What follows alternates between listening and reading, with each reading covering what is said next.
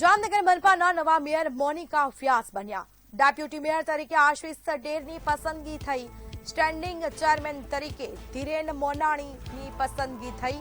શાસક પક્ષ નેતા તરીકે અમર મોદી, દંડક તરીકે પ્રવીણ રૂપડિયાની વરણી કરવામાં આવી।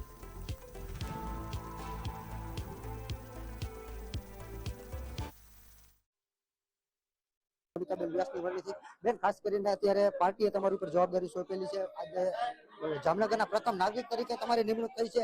કેવા કામ કરશો? શું આગળની કેવી રાજનીતિ રહેશે? શું કહેશો? કેન્દ્રમાં અને ગુજરાત રાજ્યમાં જે ડબલ એન્જિનની સરકાર ચાલી રહી છે, એમનો જે વિકાસ છે એ વિકાસને અમે સતત દબાવશું।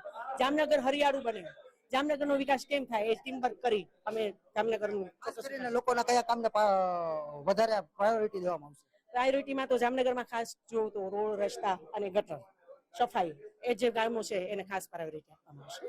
ખાસ કરી અને રોડ, રસ્તા અને ગટરને કામને પ્રાયોરિટી દઈ અને આ કામને મહત્વ દેવામાં આવશે અને જે વિકાસના કામ છે આ વિકાસના કામને વહેલી તકે પૂર્ણ થાય એવા મોનિકાબેન દ્વારા ખાતરી આપવામાં આવી રહી છે। કેમેરામેન રોહિત નારવાણીની સાથે હિરેન ગાંધી, મંતવ્ય ન્યૂઝ, જામનગર।